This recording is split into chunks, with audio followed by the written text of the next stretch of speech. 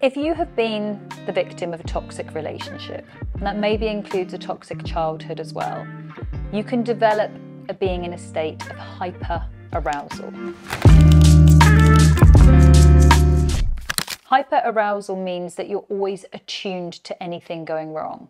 If you grew up in a household of violence, perhaps when you were younger, you become very attuned to tiny little nuances. So you put your key in the door coming home from school that, oh, the atmosphere is feeling a bit off here.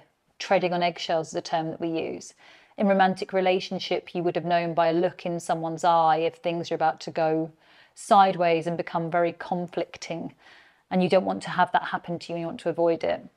Now, when we move on to other relationships, to jobs, to building different friendships, and we're living our lives as we're choosing, what can happen is some of these can be re-triggering to us, and it can show up in how we have our needs met or even being able to communicate them. Most of my work, especially with women, a lot of women don't know at all how to ask what it is that they want. That means in relationship, means sexually, it means even in friendships. And what we can be very attuned to doing is becoming a bit of a chameleon and trying to present ourselves as the best version that we think people might like to see instead. Almost like you're going to win a rosette for the best in show, for getting everything right and being perfect. And of course, that links to perfectionism behaviors and underlying people pleasing. None of this is wrong. None of this is happening because you're trying to lead somebody on or doing something wrong in this system. But what it is doing is it is denying a partner, a friend, a colleague, anyone that you're interacting with, the opportunity to deeply and authentically connect with you. When we wear a mask, when we are hyper-aroused and we're looking for any sign, nuance, indication, piece of information from the other person, and we start shaping our behaviours or ourselves to best meet them and the needs that we are intuiting that they have, that's a beautiful thing to do in some ways, to be nurturing and looking out and thinking of nice things to do for another. But it can be inauthentic if it tips too far the other way. And that's where I see issues showing up with people that I'm talking about and clients that I'm working with. And it's shown up in my relationships in the past as well.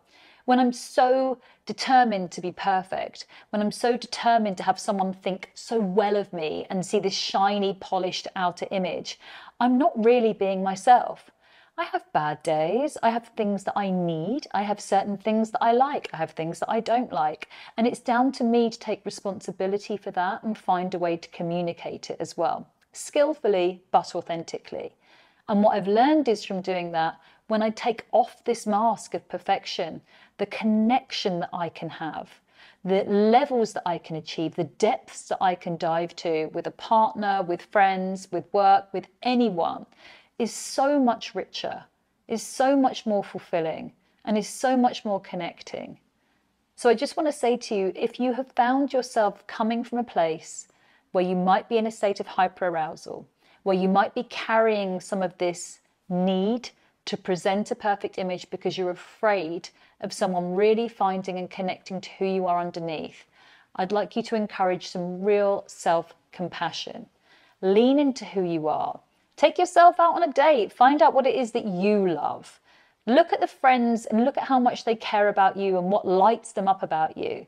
Take the compliments they're giving you. Listen to how people speak about you in groups. Take all of that into your soul and know that you are completely worthy of showing up and having your needs met. Your only responsibility is making sure that you know them clearly and you can communicate them. And that is where deep, meaningful, honest, vulnerable connections and relationships are built in whatever area of your life. And it really is worth it.